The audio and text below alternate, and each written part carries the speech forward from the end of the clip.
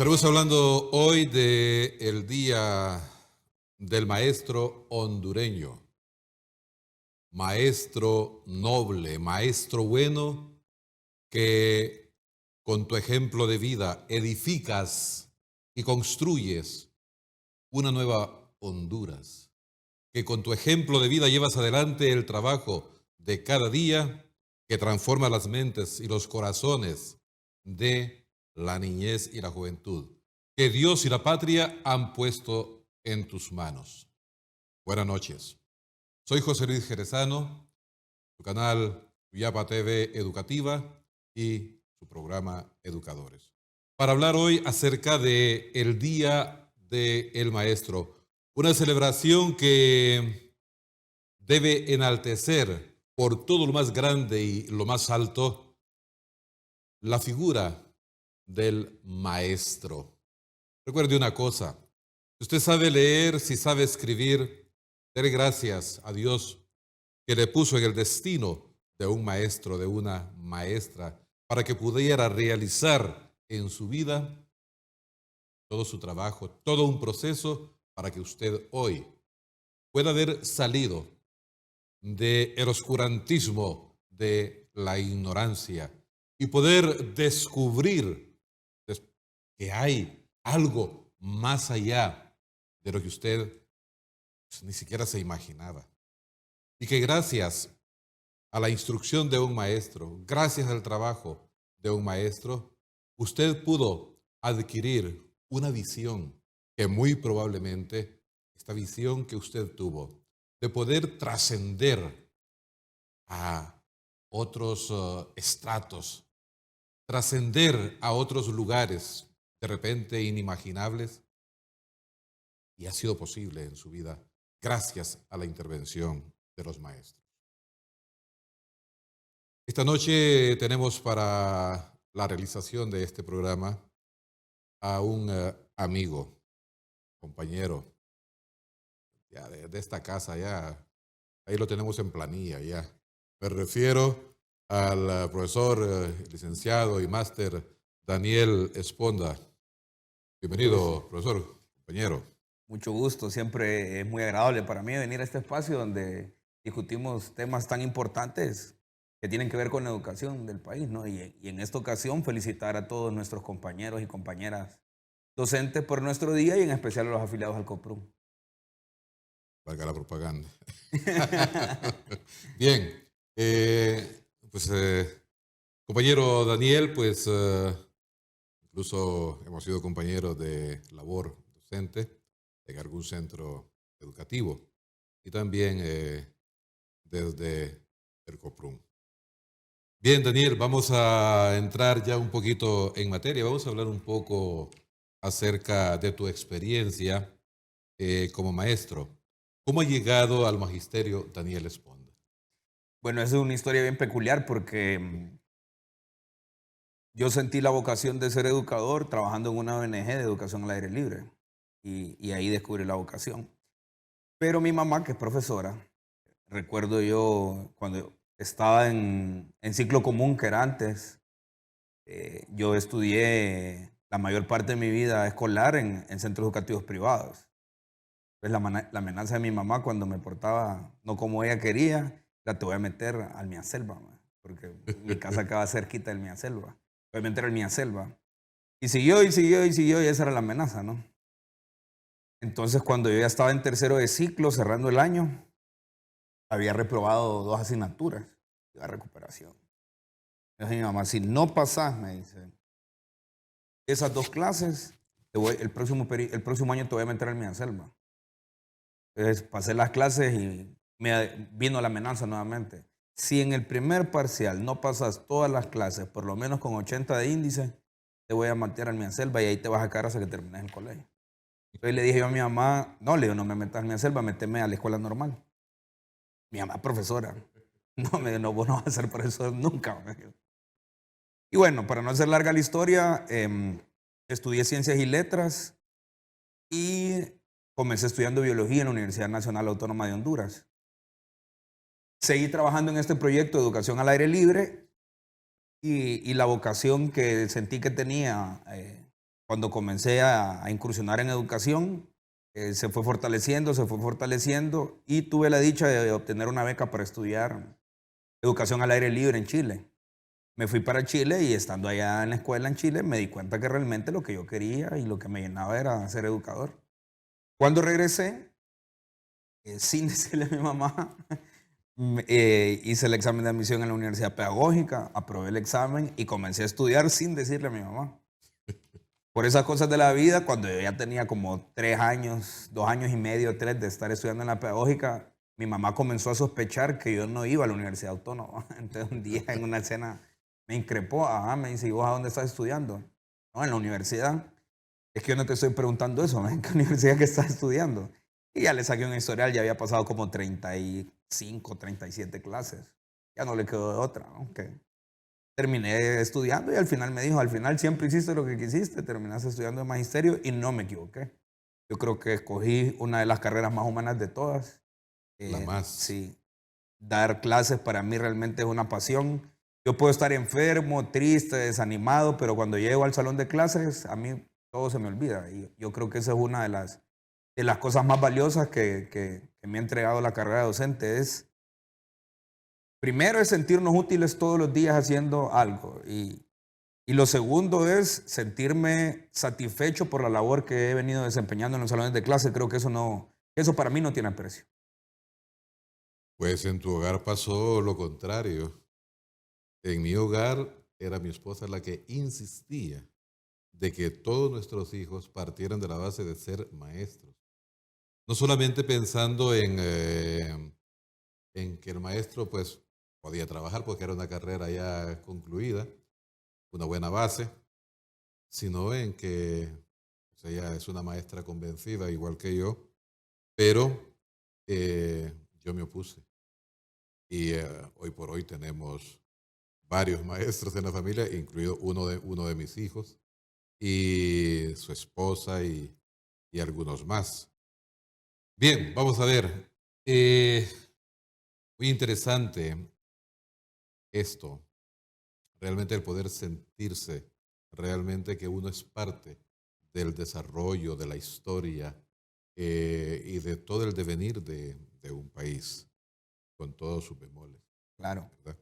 Y saber que uno es parte, como decía un poquito en la presentación de este programa, que Dios nos da las armas para poder hacer algo en la transformación de estas mentes. Ahora bien, Daniel, historiador, pedagogo, dirigente magisterial, deportista, yo no sé de qué.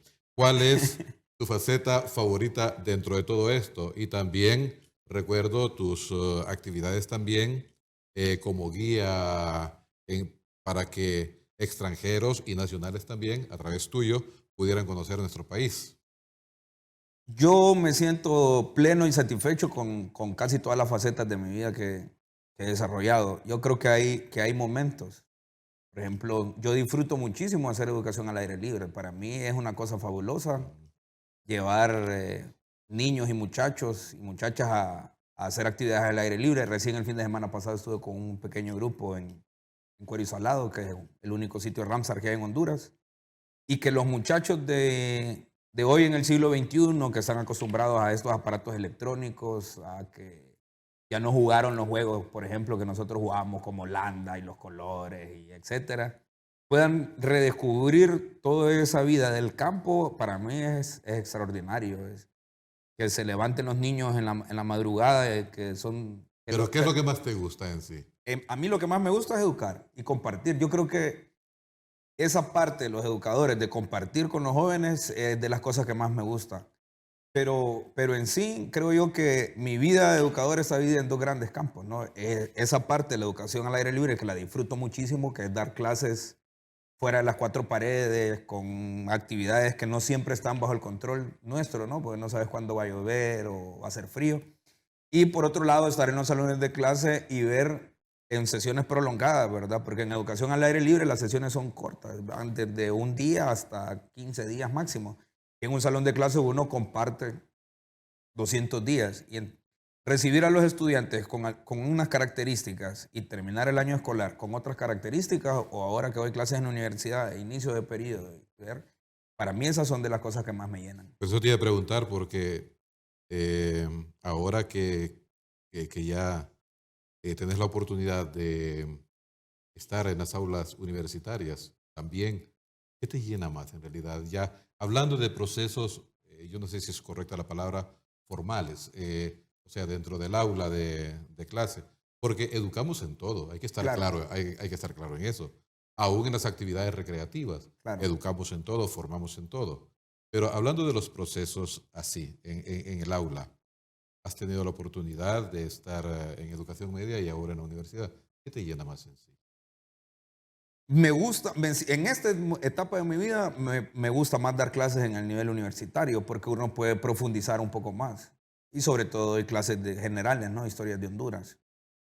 En nuestro país hay tareas pendientes, sobre todo en el campo de la historia. Hay historias que fueron tergiversadas por la historia oficial desde el Estado. Hay etapas de nuestro recorrido que han sido contadas a medias.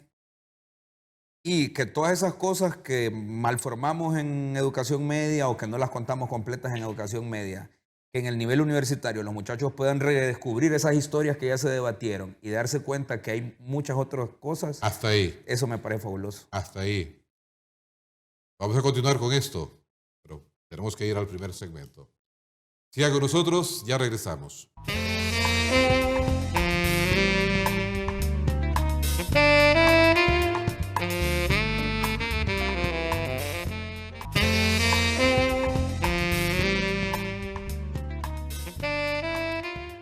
Continuamos con el programa Educadores con el compañero Daniel Esponda hablando un poco de el Día del Maestro y hemos empezado hablando un poco de lo que Dios le ha permitido en su vida. Daniel, nos estabas hablando un poco de tu experiencia y que tuvimos que hacer un corte para ir a esta pausa. Continuamos. Sí, a mí me parece que eso es fabuloso, es decir, como de los elementos generales, digamos, bastante generales de lo que desarrollamos en educación media, en la universidad podemos profundizar. Y entonces yo siempre que empiezo una clase, no importa si es en educación superior o en educación media, siempre le digo a mis estudiantes que no me crean absolutamente nada de lo que les digo, que hay que ir a los libros. Yo a mis estudiantes los obligo a leer. Entonces, ver las caras de mis educandos de sorpresa o como salir de la incredulidad o romper algunos mitos históricos que tenemos, para mí es de las cosas que más me satisface. Hay una cosa bien importante que yo quiero hacerte la pregunta. Ha sido hasta, yo creo que unas, casi sin temor a equivocarme, unas 2, 3 décadas todavía, un poco atrás, que esto de estudiar para maestro era todavía algo como muy idealista, Sí, ¿verdad? claro. Muy idealista. Eh, y eso nos llevaba a ese deseo de querer servir. Por eso el maestro siempre ha sido muy considerado, muy especialmente en estos tiempos en el área rural, Claro. donde todavía se aprecia mucho la figura del maestro. Es una persona muy, pero muy importante. A mí me place, por ejemplo, ayer escuchaba en un telenoticiero cómo en dos lugares diferentes de nuestro país estaban peleando, estaban tomándose las escuelas porque les estaban llevando, les estaban trasladando a los maestros y algunas señoras hasta llorando porque les llevaban a excelentes maestros. Entonces, hablaban, no, es que eres un excelente maestro, ella es una excelente maestra, ¿y por qué nos lo llevan? Que de repente el tema de los traslados y todo esto que son voluntarios, en la mayoría de casos, pues el padre de familia no los entiende. Pero qué bueno que hay todavía esa parte afectiva muy fuerte. Ahora bien, si esto ha sido, esta parte idealista, lo que antes motivaba a una persona, a un chico, a una chica para apuntarse para maestro, la pregunta sería, ¿qué motivaciones ves tú que tienen ahora los nuevos docentes, dadas las condiciones que existen actualmente en nuestro país? Yo creo que vamos a vivir una etapa de volver a resignificar la carrera docente. Recordemos, como bien lo decías vos, que los años 90 se vendió y los 80 se vendió la idea que el magisterio era la carrera de los pobres. Sí, Y la gente comenzó, la sociedad comenzó a construir una imagen en su cabeza de que todo aquel que estudiaba magisterio y que era de bajos recursos iba a salir de la pobreza. mis estudiantes en la pedagógica les digo que si se metieron a estudiar magisterio creyendo que se van a hacer ricos económicamente, se equivocaron. Nosotros en educación nos hacemos ricos en satisfacciones, en alegrías, en anécdotas. Y económicamente la carrera debe de alcanzar para vivir dignamente. Yo creo que esa es la gran tarea y la lucha que tenemos desde los sectores gremiales. Pero esta última década, donde el magisterio ha tenido tantos ataques, donde las prebendas, entre comillas, que teníamos, ¿verdad? Como el tema de la jubilación o los salarios que crecían anualmente por el tema del estatuto que se ha ido debilitando y que los gobiernos neoliberales han ido atacando, ha generado entonces una brecha donde la mayor parte de los postulantes ya no van por condiciones económicas, sino que se está comenzando nuevamente, me parece a mí, a prevalecer el tema de la vocación y realmente sentir el deseo de educar. Yo creo que por ahí debe transitar y el Estado y la sociedad debe hacer un esfuerzo para que todos los aspirantes a ser educadores tengan la vocación. Y así debe ser en todos los trabajos, en realidad. Uno debe estudiar o debe dedicarse a las cosas que lo satisfacen, que le van a permitir tener crecimiento humano y que lo va a hacer sentirse útil. Creo yo que es terrible que haya gente que estudie o que trabaje en algo que no le guste. Pero en el tema educativo creo yo que hay un elemento más, es que nosotros trabajamos todo el tiempo con personas y que estamos generando un impacto significativo en la vida de esas personas. Yo no me imagino lo terrible que debe ser, porque por dicha tuve muy buenos maestros y muy buenas maestras, lo terrible que debe ser compartir con un profesor o una profesora que no tiene vocación y que está esos 200 días de clase solamente por el salario. Sí. Pues de hecho, uno trabaja por el salario, pero también debe trabajar por la vocación y me parece que debe ser lo número uno. Y también debemos de romper algunos mitos. Ser docente, de hecho que tiene que tener vocación y digamos que tiene características de apostolado, pero no solamente damos clases por un apostolado, damos clases porque nos gusta, porque sentimos vocación, pero también porque es la labor que desempeñamos para ganarnos el pan de cada día. Sí. Yo recuerdo cuando a mí me buscaron para mi primer trabajo. Estaba graduándome de la Escuela de Bellas Artes y el director, que era un colegio católico, me pregunta, ¿por qué escogiste ser maestro? Empecé a contarle casi lo mismo tuyo. Entonces me dice, pero te quiero decir una cosa, porque de esto depende que trabajes con nosotros o no. Como maestro,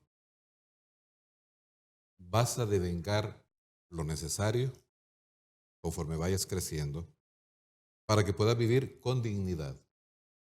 Probablemente vas a llegar a tener tu casa, probablemente vas a llegar a tener un vehículo, aspirar a tener una buena esposa, etcétera, etcétera.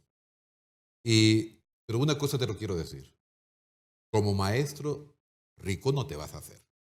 Así, rico no te vas a hacer. Entonces, si tu motivación para haberte metido maestro es pensar que siendo maestro te vas a hacer rico, entonces mejor regresate y métete a negociante dentro de las cuestiones lícitas, pero tenerlo bien claro.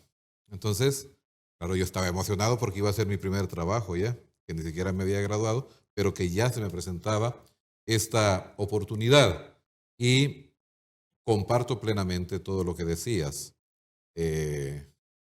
Y así la experiencia de casi todos los que conocimos. Pero lo que tú decías, por ejemplo, del magisterio como apostolado, como un acompañar a los jóvenes.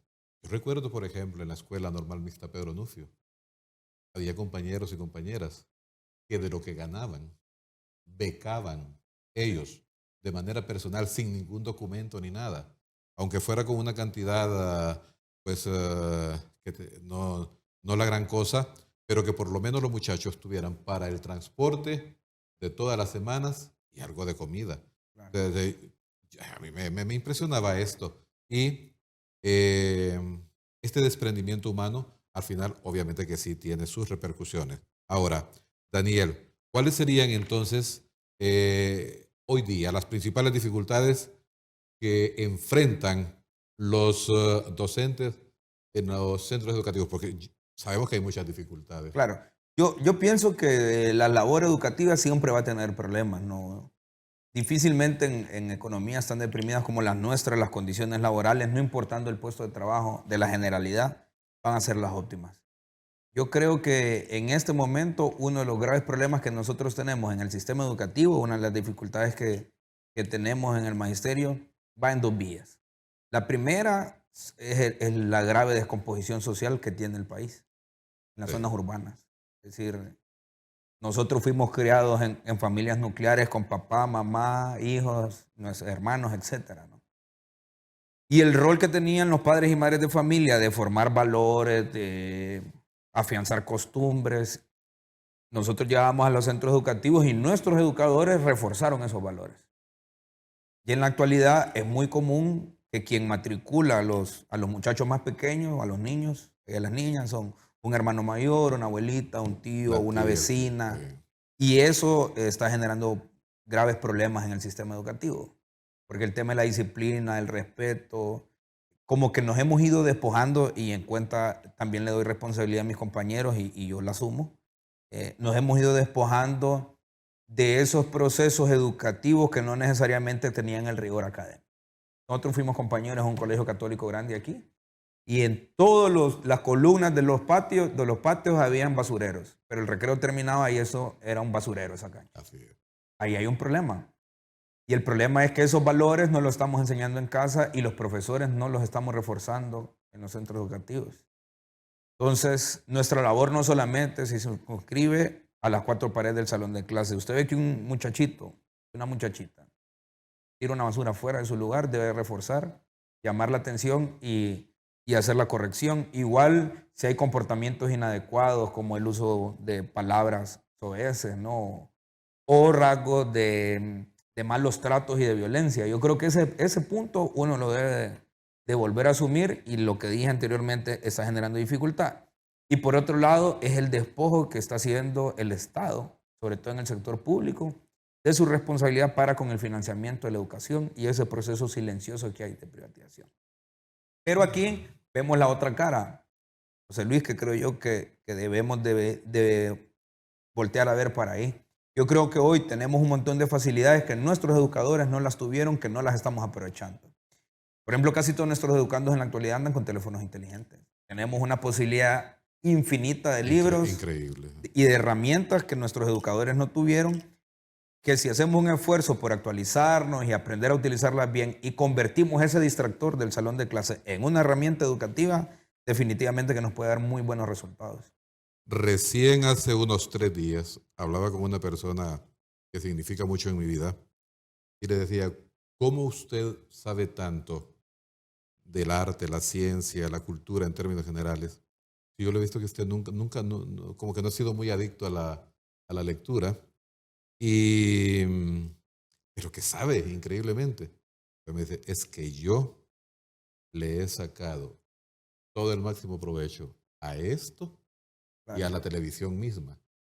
Porque si lo vamos a ver esto, lo positivo lo tiene y mucho. Entonces yo he aprendido grandes cosas, aparte, pues, hombre, de lo que he aprendido también en las aulas escolares y de la universidad, muy fuertemente.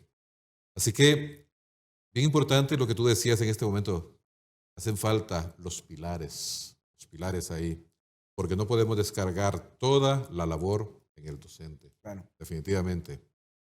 Bien, vamos a ir a una segunda pausa. Siga con nosotros, ya volvemos.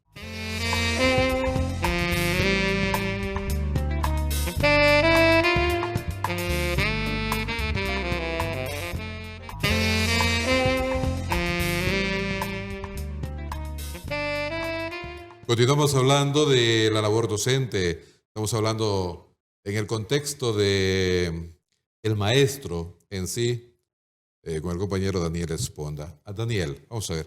Entramos a este segmento que es el más largo y vamos a meterle un poquito más de interés a esto. ¿Por qué la carrera docente es vista con desprecio y relativizada su importancia con el paso de los años?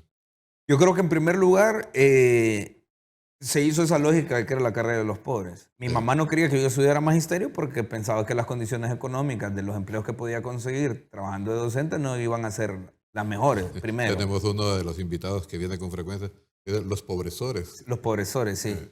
En segundo lugar, yo pienso que finales de la década de los 90, pero con mucho mayor fuerza, en la segunda mitad de la primera década del 2000, se hizo una campaña muy fuerte y hubo una matriz mediática muy fuerte contra la carrera docente por las luchas reivindicativas en defensa del estatuto del docente. Y eso en nuestra sociedad ha pesado mucho. Pero esa es una película que no solamente se vio en Honduras. Lo mismo pasó con los profesores colombianos, lo mismo pasó con los profesores mexicanos, que son como digamos los referentes más importantes en América Latina, y con los chilenos. Yo creo que a los estados latinoamericanos implementar esas políticas emanadas desde los organismos internacionales para bajarle la fuerza a los movimientos magisteriales en toda América Latina, porque lo vimos en casi toda América Latina, le ha costado un precio demasiado alto. Sí, pero perdón, a mí no me gusta interrumpir mucho, pero tú ya estabas en procesos formativos en ese tiempo. Esto trajo como consecuencia, veía y escuchaba yo en las noticias, que incluso redujo el ingreso de estudiantes concretamente a la Universidad Pedagógica Nacional. Ahora la pregunta, que tú eres parte de estos procesos ahí en la Universidad Pedagógica, ¿esto se ha rescatado, se ha revertido o aquello que marcó este descenso se sigue dando así fuertemente todavía? No tengo los datos concretos, pero yo recuerdo que cuando yo hice el examen de admisión en el año 2006 a la universidad, éramos aspirantes en el campus central, éramos casi 30,000. Y si no me equivoco, el año antepasado no llegaba ni siquiera a los 10,000. Es decir, hay una cantidad importante de muchachos que ya no desean estudiar magisterio por todo este tema. Claro, ¿no? como resultado de esas campañas. Claro. Ahora, lo que creo yo que aquí, José Luis, que el Estado debe asumir con responsabilidad y la sociedad como tal es definir nuevos mecanismos para el ingreso a la carrera, porque al Estado le tomó casi 10 años derrotar el movimiento magisterial. La pregunta que salta aquí es cuántos años nos vamos a demorar como sociedad a devolverle el sitial que tiene la carrera. Correcto. Y una carrera importantísima, si lo vemos desde la perspectiva de lo que discutíamos en el segmento anterior. Si hay una transformación, los valores no se pierden, los valores se transforman.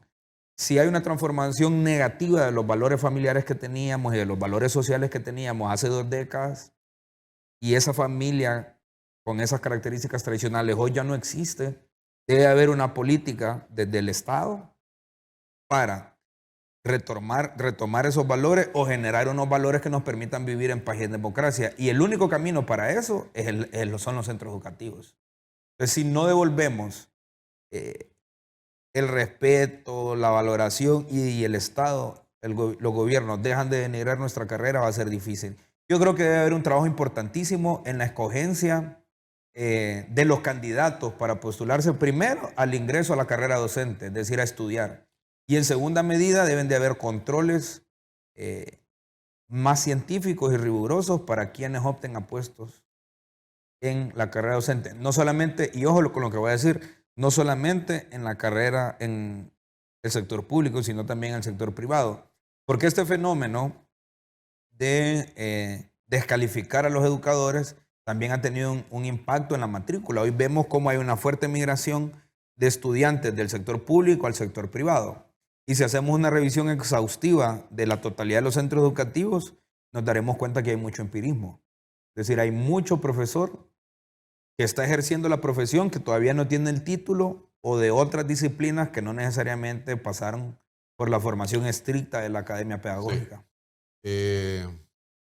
Escuchaba algunos comentaristas hablando de este tema y decían, sí, que el Estado a través del gobierno, por lo que tú estás diciendo, quiere fomentar la formación de nuevos maestros que puedan enfrentar los retos que nos presenta la actual sociedad. Pero, decían, un tipo de maestro que sea fácil de manejar. Claro. Un tipo de maestro que incondicional con las líneas del gobierno y tantas cuestiones más que sería tema de debatir bastante, muy probablemente con la presencia de varios protagonistas que puedan externar sus ideas. Ahora bien, Daniel, plataforma, colegios magisteriales, plataforma ampliada, colectivos, activismo en política gremial y vernácula. ¿Qué beneficios le deja esto a la base del magisterio? Y una pregunta que probablemente te comprometa un poco, pero tú eres una persona libre. ¿Por qué Daniel Esponda abandonó la plataforma? Bueno, en primer lugar, creo yo que hay que caracterizar la etapa en la que estamos. Es decir, estamos en la etapa más dura, digamos, del modelo neoliberal en Honduras. Hay un fuerte proceso de privatización silencioso. Y con estos famosos decretos de emergencia que emitió el Ejecutivo, lo que vimos es que una clara política de despidos masivos, de contratación al margen de la ley, porque en el fondo lo que estorba al gobierno o a los gobiernos neoliberales no es el docente como sí, son los derechos que los profesores nos hemos ganado en los salones de clase y por nuestras exigencias en la calle, como el estatuto del docente, y etcétera. Y vemos entonces un montón de vejámenes como el asalto al Instituto de Previsión del Magisterio, como un congelamiento brutal de los salarios que prácticamente tiene una década, con algunas breves excepciones como los 5 lempiras con 42 que le arrancamos al Estado el año pasado. Pues las luchas sociales, y no quiero que lo tomen a mal, no deberían de existir. Es decir, donde un Estado respeta los derechos de sus ciudadanos no se ven obligados a salir a la calle a enfrentar los gobiernos. ¿Será que por esa expresión que acabas de decir, algunos colegas te han llamado ahora vendido? Porque que abandonaste sin sentido y de un momento para otro la lucha de la plataforma. La otra cosa es identificar esa etapa, porque nos debemos de hacer preguntas concretas. ¿Por qué salimos a la calle? En primera instancia, los decretos de emergencia se publicaron en el año 2018. Yo fui, junto con mi organización, de los que denunciamos que se estaban creando, es más, en este mismo espacio, comisiones al margen de la ley. Y si no me equivoco, el profesor Ramón Ulises Salgado estuvo en esta misma mesa, compartimos y discutimos. Correcto. Y yo planteaba desde ese mismo momento que eso era una violación al estamento jurídico de la Secretaría y que venía a debilitar el Estado de Derecho. Porque no respetar las leyes que usted tiene para un ramo tan delicado como salud y educación es violentar el Estado de Derecho. Y estas comisiones le abrían las posibilidades de despidos, de contrataciones, etc. Es segunda vez en la historia de Honduras que el sector salud y el sector educación nos unimos para enfrentar políticas neoliberales. La primera vez que esto ocurrió fue en el año 2003. La FON junto a los trabajadores del sector salud sin el colegio médico. Sí. Y este episodio del año 2019, donde el otro sector, la mayor parte de los trabajadores del sector salud, que no necesariamente son médicos, no nos acompañaron, pero sí dirigidos por el colegio médico. En primera instancia, lo que hay que identificar es que los que estábamos en la calle éramos los educadores en mayor medida. Es decir, los trabajadores de la salud llamaron a asambleas informativas y prácticamente nos dejaron sus puestos de trabajo. Quienes estábamos en la calle éramos los docentes. Los objetivos de las protestas era derogar en primera instancia el PSM 26 y el 27. Y después le fuimos poniendo carne, digamos, a las exigencias y era la derogación del 05 y el 08 del 2019. Y nosotros en el sector de educación derogar el decreto de emergencia del año 2011, donde el recién fallecido exministro de Educación Alejandro Ventura despidió a 303 compañeros y judicializaron a 18 que hasta el año pasado les entregaron cartas de libertad. Sí. Estuvieron presos en la Penitenciaría Nacional. Y un decreto del ministro Escoto del año 2012 donde prohibía las asambleas de maestros en los centros educativos y la toma de instalaciones. En esa dimensión, entonces, también peleamos contra ese proyecto de ley que le daba entonces rango de ley a las comisiones y a los decretos de emergencia, que es el famoso proyecto de ley de reestructuración del sector salud y educación. Si usted no lo ve en frío, que ojo, yo no fui a firmar ni participé en las reuniones ni en las mesas posteriores del famoso diálogo, del segundo diálogo, porque habíamos tenido un primer diálogo gracias a la iniciativa ciudadana que desde este espacio también promovemos. Los decretos de emergencia del 2011 y del 2012 fueron derogados. Los decretos donde se crearon las comisiones al margen de la ley, las dos comisiones interventoras, el PCM 26 y el 27, fueron derogados. El PCM 05 y 08 del 2019 también fueron derogados.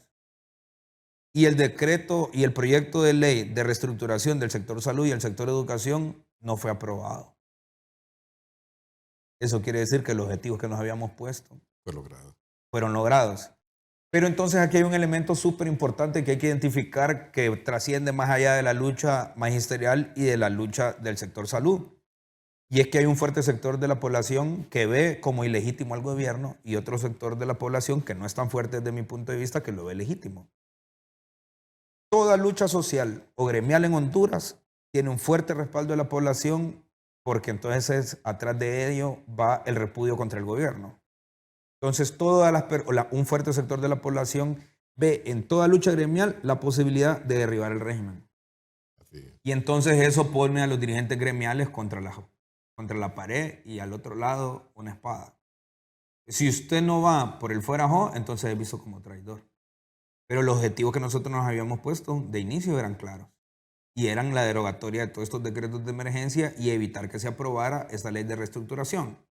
Y recuerdo que esa discusión la tuvimos en el seno de la plataforma y yo fui de los fundadores de la plataforma. Vamos a ir a una lucha para pedir la renuncia del presidente de la República, sea este legítimo o ilegítimo, y la doctora Figueroa y la mayor parte de los compañeros no, esta es una lucha gremial, no es una lucha política. Así es. Yo mismo planteé que deberíamos de dar el salto. Los compañeros no estuvieron de acuerdo.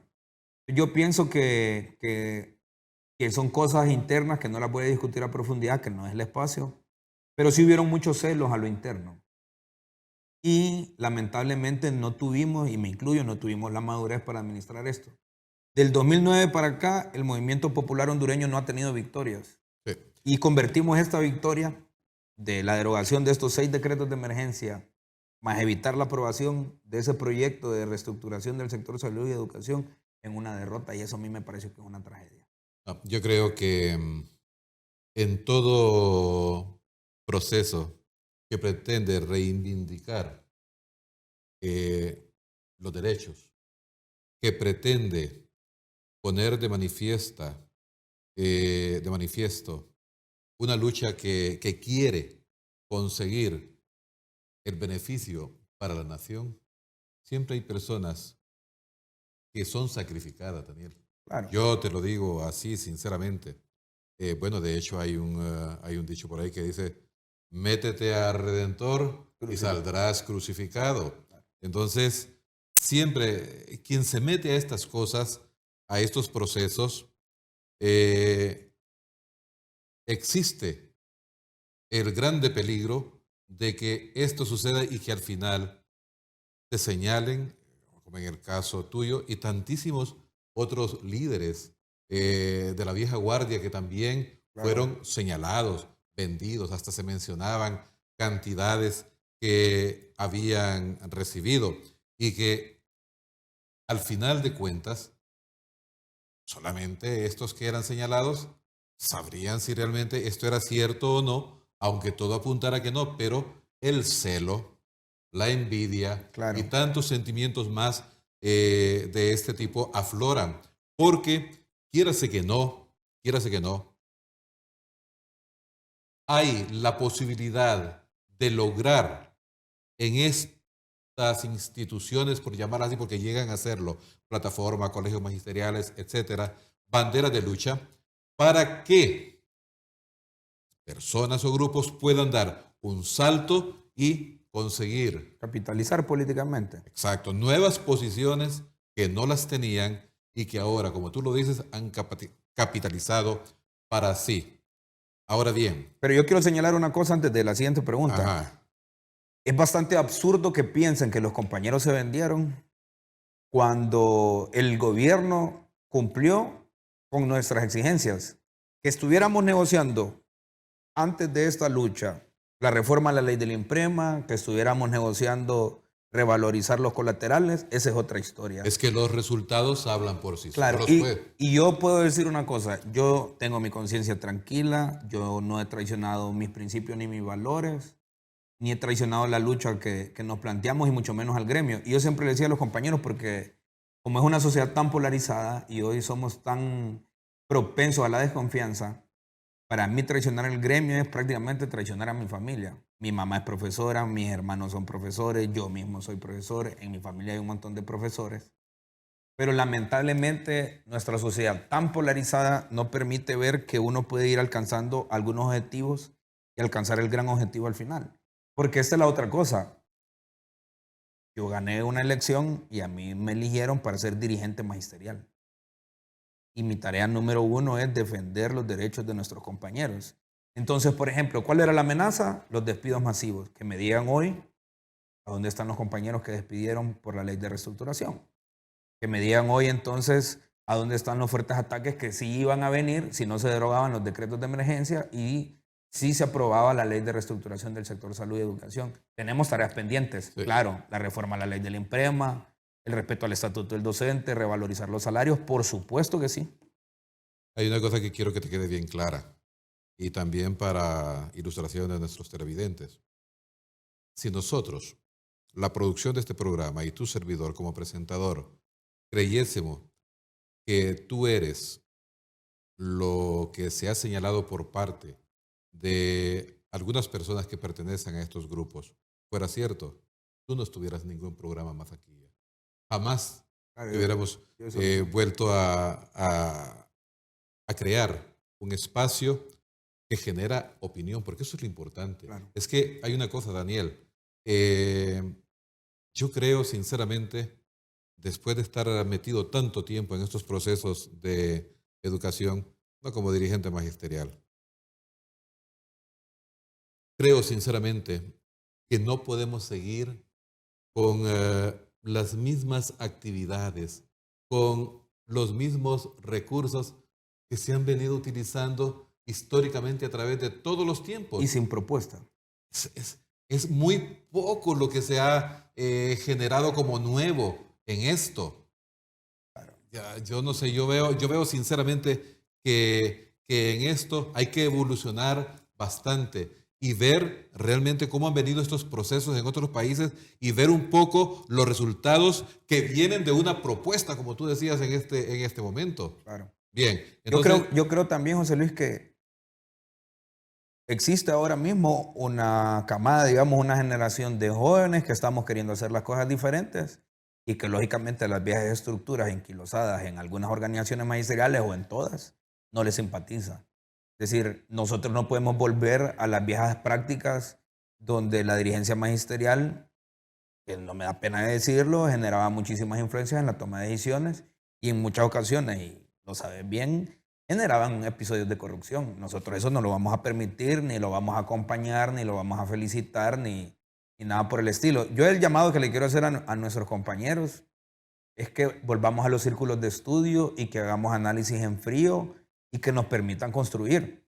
Porque si nosotros revisamos la historia reciente del magisterio, el magisterio siempre, o en esta última etapa, ha sido muy opositor a todo y ha propuesto muy poco o nada. sí. Yo creo que a esa etapa debemos de avanzar. Estamos en contra de esto, pero esta es nuestra propuesta. Y hay una cosa bien importante antes de pasar a la siguiente pregunta.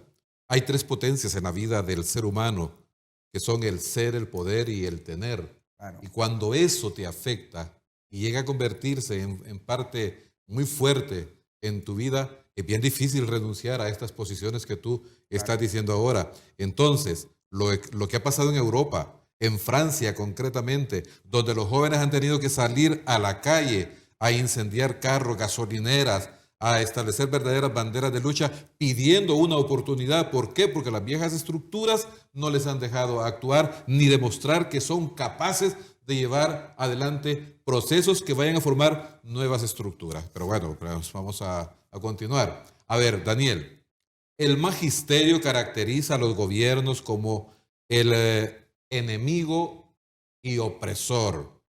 Y de muchos lo señalan de ser ilegítimo. Tú ya lo dijiste. Aunque legalmente existe una relación laboral de patrono y empleado, en donde nadie se rehúsa a cobrar su salario por provenir de un gobierno ilegítimo. ¿Qué se debe hacer para superar entonces esta realidad que es muy fuerte? Yo creo, Jerezano, que aquí hay mucho trabajo de formación que hacer. Es decir, ¿el gobierno es ilegítimo? Bueno, para Daniel Esponda sí, ¿no? Es el resultado de un golpe de Estado que todavía no hemos subsanado, de 2 elecciones que son espurias, por donde usted las quiera ver. Pero hay realidades objetivas que usted no las puede cambiar. Es decir, el Partido Nacional está sentado en casa de gobierno. Y sus funcionarios, o sea, el Partido Nacional hecho gobierno es quien firma los nombramientos, es quien apertura el año escolar, es quien cierra el año escolar, Claro. es quien le pone el título, es decir, esa gente es el poder real. Y entonces a mí me parecía intransigente y hasta cierto punto visceral cuando algunos compañeros digan, no, es que no nos vamos a sentar con corruptos a negociar o a platicar. Entonces, nos guste o no nos guste, esa gente está sentada en el poder. Y entonces, ¿a quién le llevamos la iniciativa ciudadana para arrancarle esos 1000 empiras que alcanzamos el año pasado? Al Ejecutivo, al Legislativo, perdón. ¿Y quién resolvió? El Ejecutivo. Si queremos hacer una reforma a la Ley Fundamental de Educación, ¿a quién se la tenemos que llevar para que? Es al Congreso de la República, al presidente de la República. Si él veta la ley, no pasa. Así es. Yo creo que aquí tenemos que tener muchísima madurez. Si los chilenos se hubieran puesto a pensar que las elecciones después de, o cuando Pinochet corrió las elecciones, iban a ser legítimas, ilegítimas y espurias y que no se sentaban con asesinos, en Chile seguiría gobernando posiblemente un hijo de Pinochet o un nieto de Pinochet. Si la oposición al sandinismo hubiera pensado que los guerrilleros no iban a entregar el poder, las elecciones del 89 no se hubieran dado y seguirían. Entonces yo pienso que los radicalismos absurdos nos están llevando a un agujero a donde la población mira al gobierno ilegítimo y ese gobierno ilegítimo, si no tomamos otras medidas, va a seguir siendo gobierno. Definitivamente, definitivamente. Yo pienso que hay espacios de legalidad. Por ejemplo, en este mismo momento, yo soy el secretario de la Junta Nacional de Selección. Yo no puedo seguir condenando a mis compañeros que quieren concursar desde el 2014. Hoy estamos en 2019 y no han habido concursos y uno se dio por fracasado. Sí. Es decir, sigo intransigente yo que tengo mi plaza y sigo condenando a mis compañeros a que sigan interinatos que se renuevan cada 3, cada 6 meses. No puede ser. Yo creo que hay temas que hay que seguir avanzando y la tarea de volver a la gobernabilidad, de retornar a la vida democrática y al Estado de Derecho en Honduras, hay que hacerla también. Pero a la par debemos de seguir con la lucha por el respeto a los derechos del magisterio. Y con una propuesta, tercera vez que lo mencionamos. Claro, sí, con propuesta. Hoy. A ver, Daniel, para terminar este segmento que es el más largo, en esto influye mucho esto de los docentes poco informados. Sí. Algunos desactualizados sí. Y con muy pocas horas de lectura, de prepararse en un día. Pregunta, ¿esto también, todo esto, es responsabilidad del Estado? Sí, claro. O sea, por ejemplo, creo que aquí entre los camarógrafos hay muchachos que fueron estudiantes míos en el Técnico Honduras. Los contenidos que enseñábamos en los bachilleratos anteriores, en los que vos impartiste, hoy no son los mismos contenidos. Los que hemos tenido la dicha de salir del país, aquí en las mismas ciudades americanas, nos damos cuenta aquí cerca en Guatemala y en Costa Rica las tremendas posibilidades que tienen estos muchachos de comprar literatura de primera. Perdón, ¿el profesor que no lee también es culpa del Estado? No, ¿Culpa del gobierno? Ahí es donde quiero ir yo. Ajá. Y la responsabilidad que nosotros tenemos como educadores de asumir realmente la tarea, porque es cierto, la protesta callejera es una herramienta, es una estrategia, no podemos renunciar a ella por las condiciones de vida en las que estamos, ¿no? Pero el primer espacio para liberar a una sociedad del oscurantismo, como lo decías al inicio del programa, es el salón de clase, sin convertir la cátedra en un púlpito sí. Para adoctrinar. No. Nada de eso. Si usted es un académico y usted desde las ciencias sociales les enseña de manera científica, los jóvenes se van a poner del lado de la justicia siempre. Usted no tiene que andar haciendo activismo político. Pero nosotros como educadores debemos de asumir nuestra responsabilidad histórica que estamos aquí en la segunda década del siglo XXI, de tener un espíritu científico, académico y respetar el centro educativo, pero sobre todo tener en cuenta que estamos en la peor etapa me parece a mí, pero en la peor, en la más terrible etapa de la decadencia de nuestra sociedad, que si nosotros no asumimos ese rol, vamos camino a la peor destrucción de toda la historia. Es más, recién leí un libro de un historiador, Yuval Harari, que se llama 21 lecciones para el siglo XXI, y Harari plantea en su libro y en algunas ponencias que tiene, y menciona mucho Honduras, que si Honduras sigue bajo esta lógica, para el siglo XX, para el año 2050, nuestra sociedad, nuestro Estado va a dejar de existir. Eso ya se ha dicho aquí en este programa antes. Y para cerrar este segmento, me llama mucho la atención de colegas que yo sé que son maestros, que son maestras. Esto lo ocupan solo para crear memes y compartir memes. Sí. Y no para reenviar cadenas. Y no para formarse. Claro. Bien, Sí. Perdón, Daniel, vamos a ir a nuestra última pausa y vamos a venir ya con nuestro bloque final. Acompáñenos todavía.